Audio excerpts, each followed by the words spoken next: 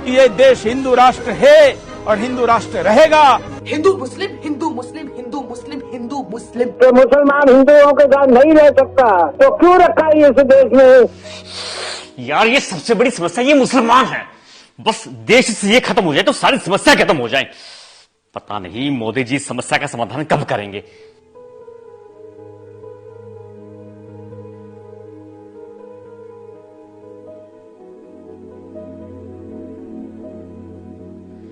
अरे अंकल, कितनी देर से देख रहा हूं, आप बस टीवी में घुसे हुए हो।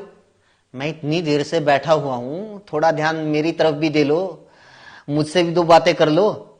अरे सॉरी बेटा, बस थोड़ा दिमाग आजकल गर्म रहता है, थोड़ा ध्यान नहीं रहा था। और सुनाओ, सब बढ़िया चल रहा है? हाँ सब बढ़िया अंकल, आप सुनाओ, क्या बात है? काफी टेंशन में नजर आ रहे हो। बस बेटा क्या बताऊं, जैसे जैसे रिटायरमेंट नजदीक आ रही है घर की टेंशन बढ़ती जा रही है। पहले वाले कर्मचारियों की तरह हमें पेंशन भी नहीं मिलेगी। सोच रहा हूं आगे गुजारा कैसे होगा। छोटे वाले लड़के की फीस, रैंक भी इतनी अच्छी आई थी, हरियाणा के गवर्नमेंट इंस्टीट्यूट में नंबर भी पड़ गया था, लेकिन सरकार ने फीस को सालाना 50,000 से बढ़ाकर सीधे 10 लाख कर दिया। 4 साल में 40 लाख बताओ कहां से आएंगे। बच्चों ने धरने प्रदर्शन भी किए, तब जाकर फीस 30 लाख रुपए हुई, लेकिन 30 लाख भी कहां से लाएं? और बड़े वाला लड़का अंकल, वो भी तो दिल्ली है ना? अरे हां, लेकिन वो बेचारा भी क्या करे।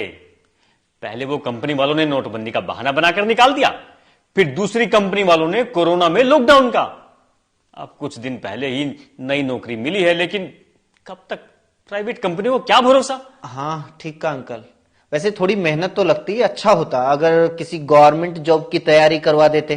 अरे वो भी करवाई थी भाई, लेकिन आजकल गवर्नमेंट जॉब बची कहां है।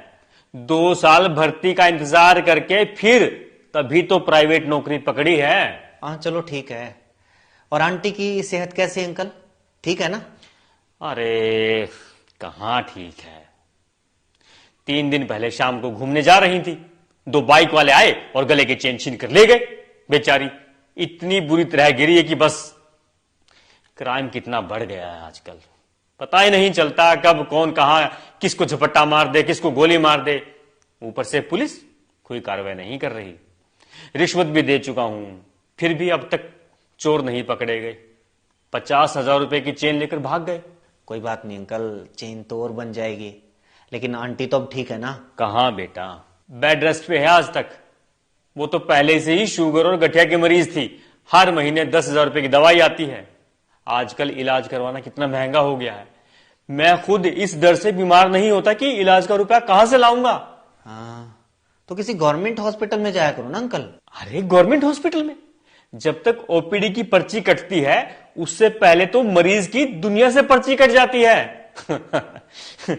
गवर्नमेंट हॉस्पिटल, गवर्नमेंट अस्पतालों में अगर फैसिलिटी होती तो हमें क्या शौक था इतने महंगे इलाज करवाने का। सही कहा। आजकल महंगाई इतनी बढ़ गई है कि मार्केट की तरफ मुंह करके सोने का मन भी नहीं करता। पेट्रोल डीजल ही देख लो, कितना महंगा हो गया है। अरे सिर्फ पेट्रोल डीजल क्यों, गैस सिलेंडर, दाल चीनी, सरसों का तेल सब इतने महंगे हो गए हैं कि मैं तो ये सोचकर हैरान हो जाता हूं कि तुम लोग आगे चलकर कैसे काम चलाओगे, तुम लोग अपने बच्चों को कैसे पालोगे। ओ हो। अब समझ में आई आपकी परेशानी। कितनी सारी समस्याएं हैं अंकल। आपके पास पेंशन नहीं है, बच्चों के पास रोजगार नहीं है, एजुकेशन महंगी है, इलाज महंगा है, पेट्रोल डीजल तेल सिलेंडर सब महंगा है, क्राइम बढ़ रहा है, रिश्वतखोरी बढ़ रही है, इतनी सारी समस्याएं हैं। लेकिन इन समस्याओं में मुसलमान तो कहीं नहीं है अंकल। आप तो कह रहे थे कि सारी समस्या ही मुसलमान है। आपको पेंशन नहीं मिल रही मोदी की वजह से, बच्चों को रोजगार नहीं मिल रहा मोदी की वजह से, क्राइम बढ़ रहा है बेरोजगारी की वजह से, बेरोजगारी बढ़ रही है मोदी की वजह से, शिक्षा महंगी मोदी की वजह से, इलाज महंगा मोदी की वजह से, तेल सिलेंडर खाने पीने की चीजें महंगी मोदी की वजह से। बताओ आपकी समस्या मुसलमान है या मोदी? अरे बेटा इतना तो कभी सोचा ही नहीं।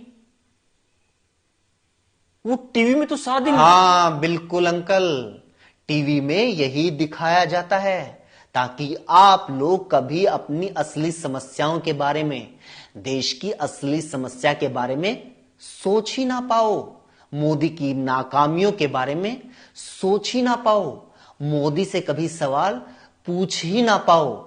इसलिए टीवी में यही दिखाया जाता है।